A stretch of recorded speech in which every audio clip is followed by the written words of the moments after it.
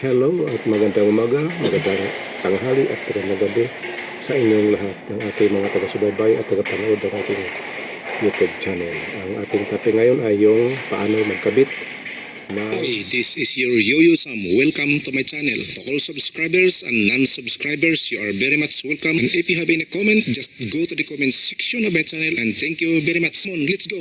Let's bolt. ang bubong sa budiga. Ang una natin gawin ay ganito.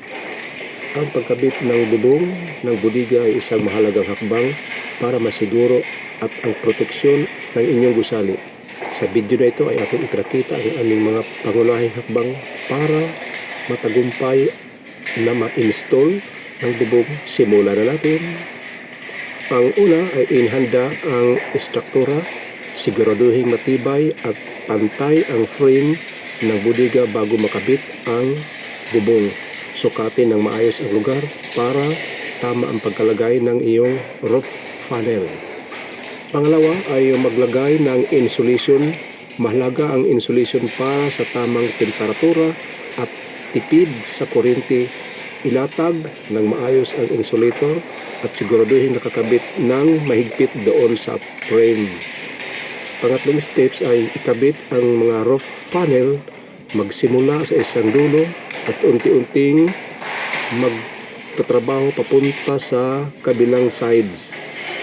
Gamitin ang tamang tools at ang siguraduhin makapagdugtong ng maayos ang mga panels para maiwasan ang tagas.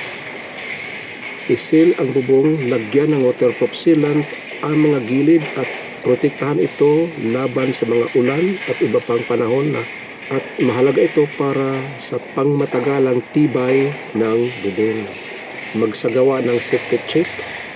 Tiyaking walang maluwang na screw o sira sa bubong. Ang kaligtasan ay palaging dapat na prioridad. At yan lang ang tamang kaalaman, kagamitan at pagtulong-tulungan maayos matagumpay na makakabit ang mga bubong ng budiga. Salamat!